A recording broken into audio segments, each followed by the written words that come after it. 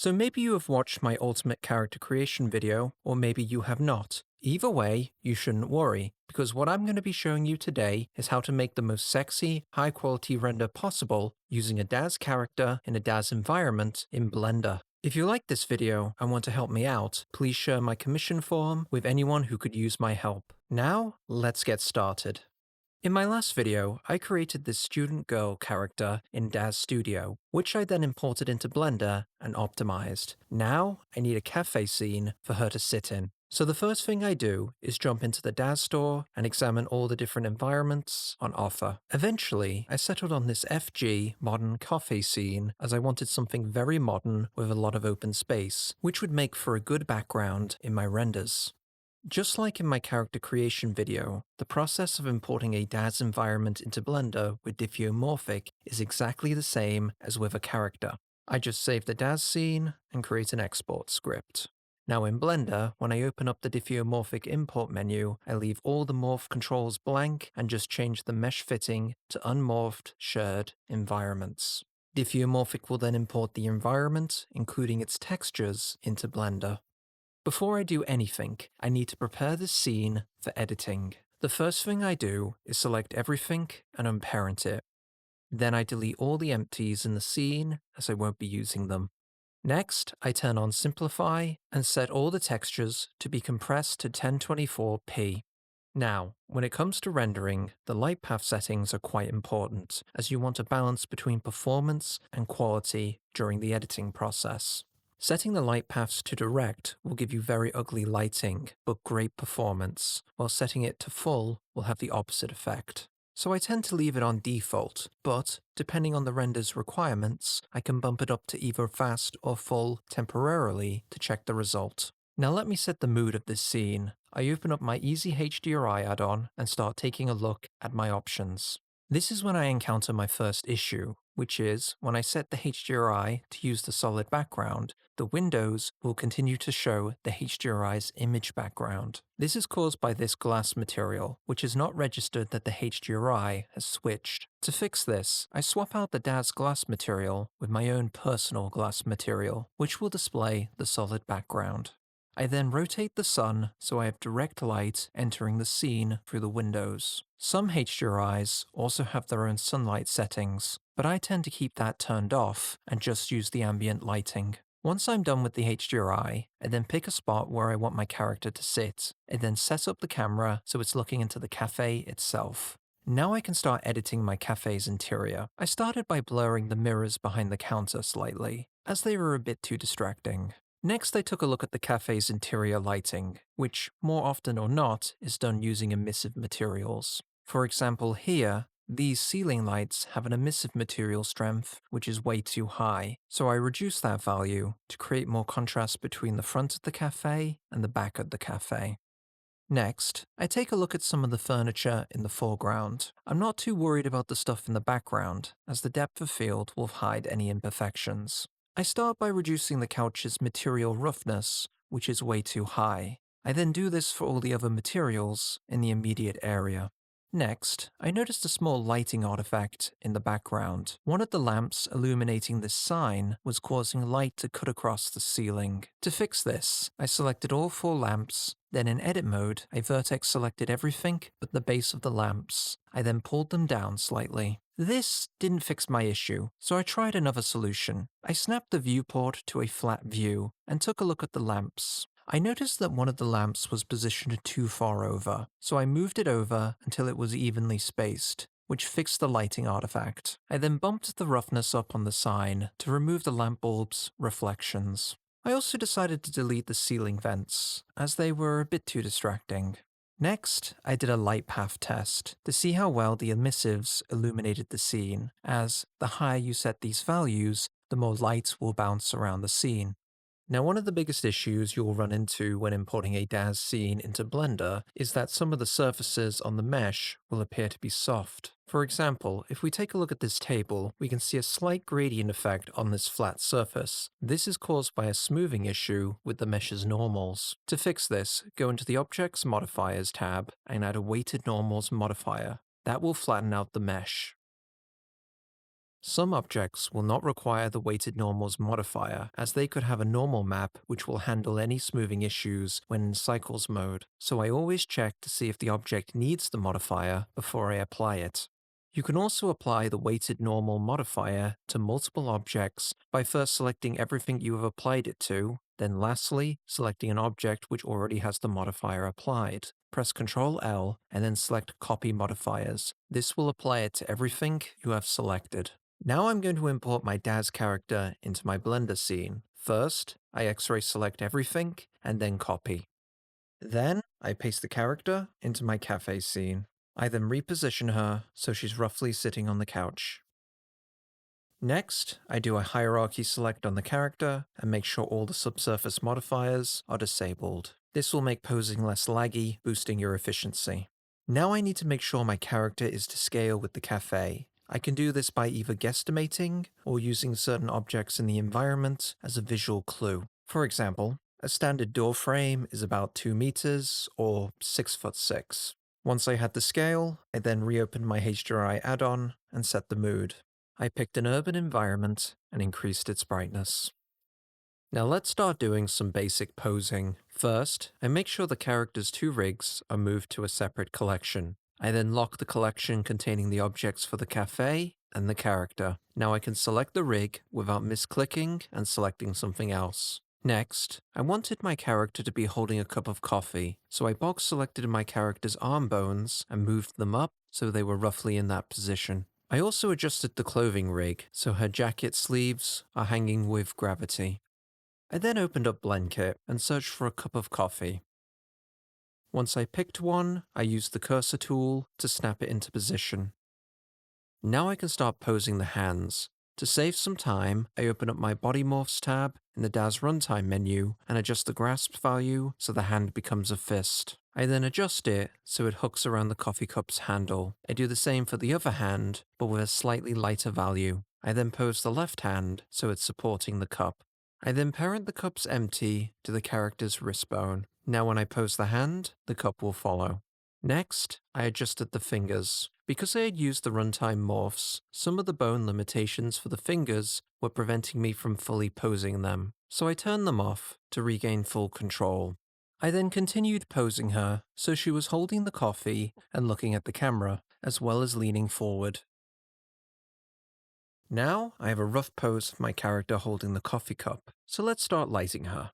During this early stage, I gravitate to a simple 2-light setup. I do this by adding 2 area lights on either side of the character. One is the key light, which is the main light source of your subject, and the other is the fill light, which removes any harsh contrast and keeps some balance. I keep everything very rough at this early stage, as I'm still setting everything up.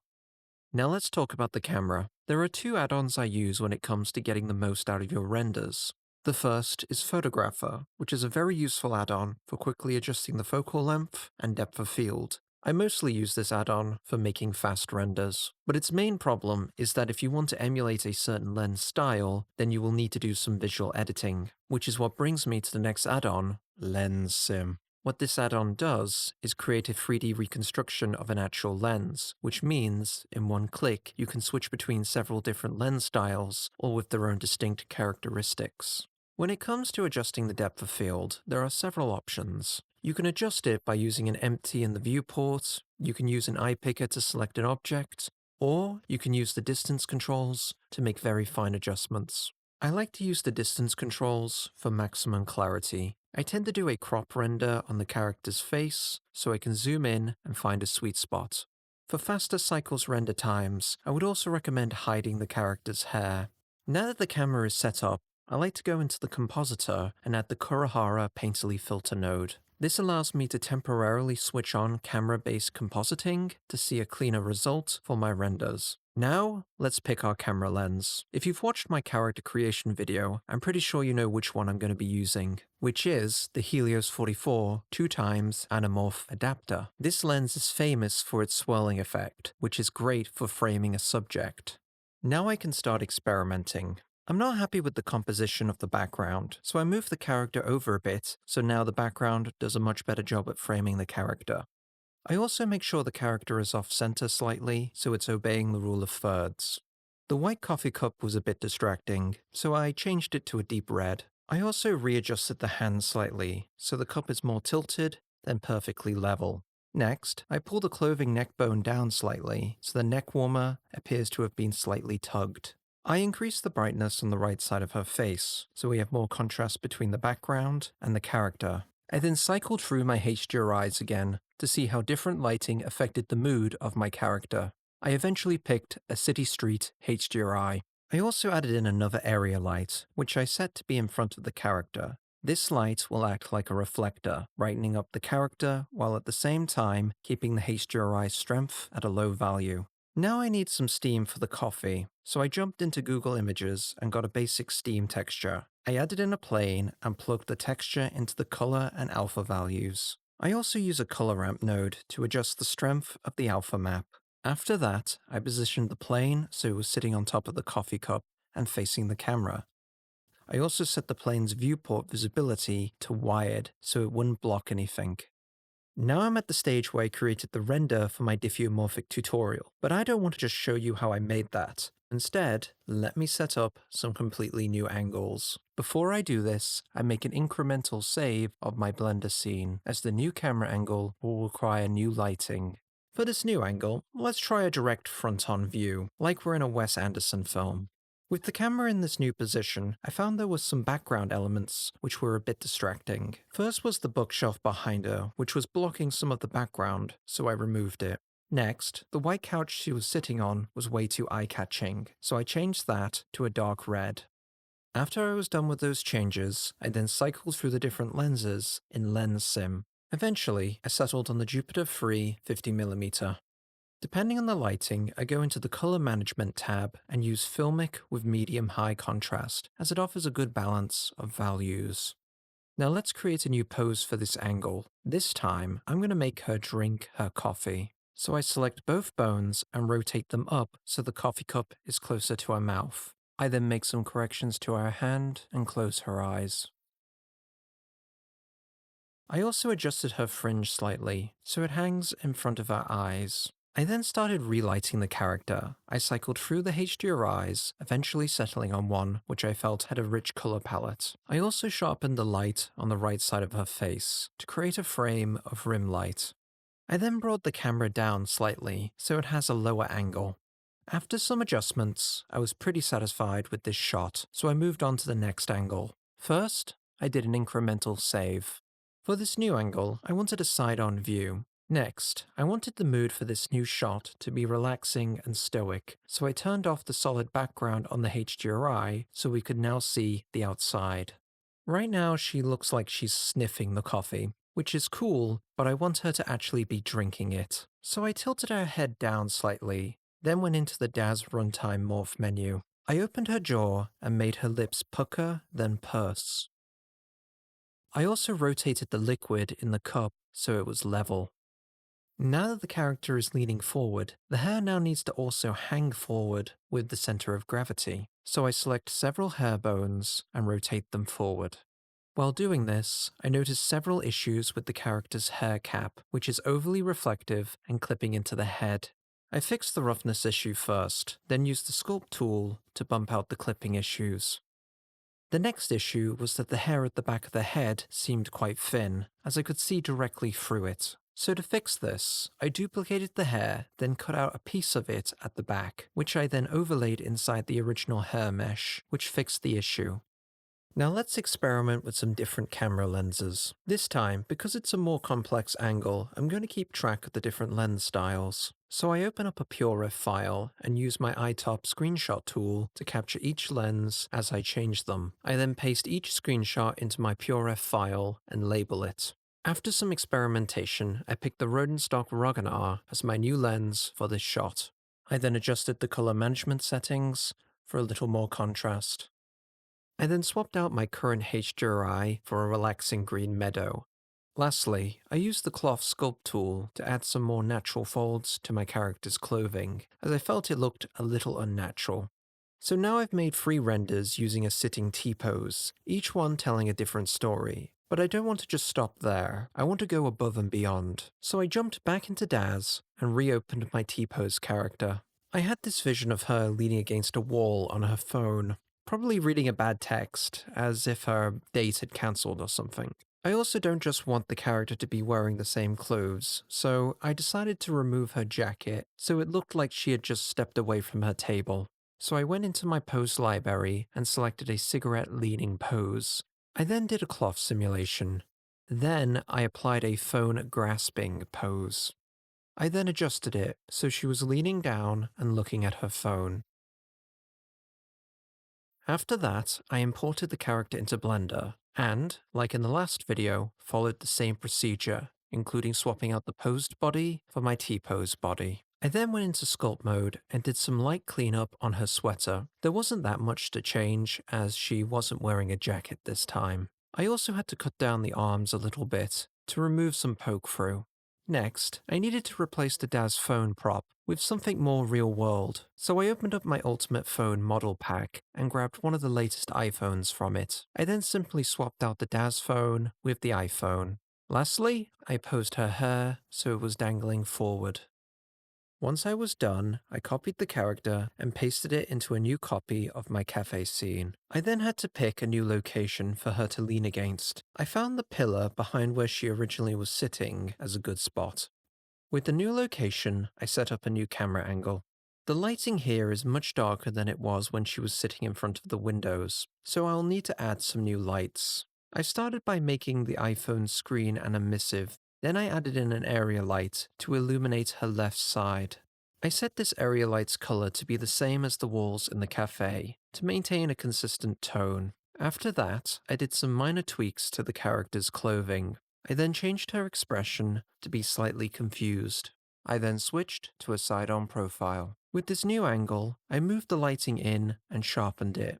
I then realized that the current camera angle felt a little too flat, so I rotated it slightly, creating a slight Dutch angle. This then made the scene feel more interesting, as it now felt like gravity was shifting towards the character, giving off a sense of unease. Next, I wanted her face to be more visible, so I tilted her neck bone slightly. I felt like the scene needed more light, so I rotated the sun so its rays streaked across the wall behind her. This really helped frame her more in the scene, as we now have two visual lines leading into our character.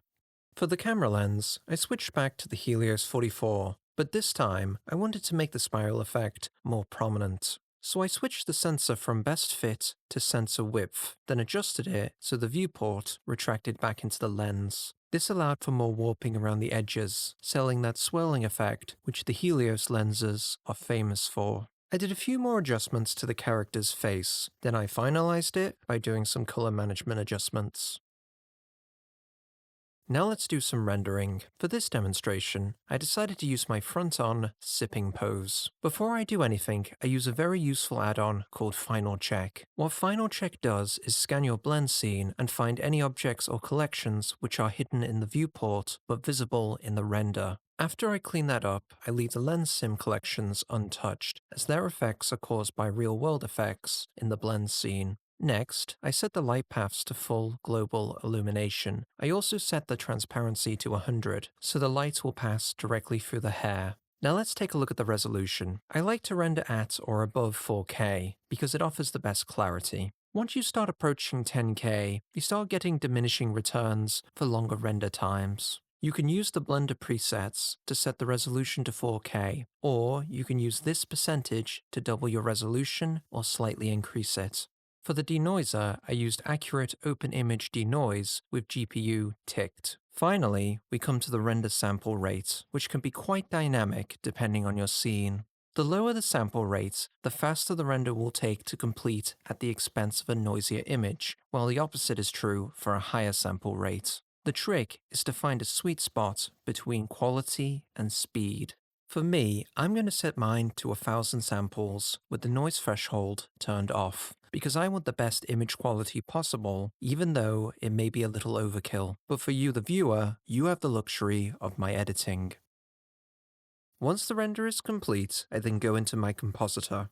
This is where I get to really use the Kurohara filter. First, make sure performance is set to GPU and precision to full. That way, it won't take forever for your changes to take effect. Now when it comes to compositing, what I like to do is create free copies using different filter strengths. One being clean and the other two being medium and heavy Kurihara strength. The reason for why is because I'll be mixing these renders together in Photoshop. I open that up and paste my free renders in. I then arrange them so the heavy Kurihara render is at the top and the clean render is at the bottom. I then hide the heavy render as I won't be needing it right now. Next, I apply a white mask to the medium render. I then use a black brush to reveal segments of the clean render on top of the important facial features like the eyes. I mainly use this technique to smooth over the noise in the hair while keeping the face sharp. I then decided to duplicate and split the renders up into two groups. One would house the clean and medium renders, the other would house a mix of medium and heavy. So now I could switch between a realistic and painterly style with one click. Next, I go into my adjustment layers and bring in a color lookup tool, which is basically an Instagram filter. What I like to do with these is cycle through them until I see a color palette I like. I then use the opacity to reduce its effect. I then bring in another color lookup layer and overlay it. This can create an interesting mix of different values, which can really make your render pop. I can also apply a mask to a color lookup layer, so I can highlight a certain area of my render. Lastly, I wanted the character to be framed more, so I applied a black and transparent gradient to create a subtle vignette around the character. Now I'm almost done. In this final stage, I like to flatten the image by selecting everything and doing a copy merge. I then place that layer at the top of my stack. I like to add some sharpening to my final piece, so the soft edges are removed. As an aesthetic, you can also over-sharpen it, as it can enhance the painterly effect. I also like to bring in a curve adjustment tool and play around with the values. If you see any artifacts, you can use the stamp brush set to current and below to paint over them with a segment of neighboring pixels, which allows you to maintain consistency. Now I have a very nice painterly style render of my Daz character in a Daz environment being lit by Blender's lighting engine. Thank you for watching, but don't leave just yet, as there will be one more part to this mini-series, where I'll be making my own custom environment for this character, which will involve using Quixel Megascans and some texturing trickery. So subscribe and stay tuned.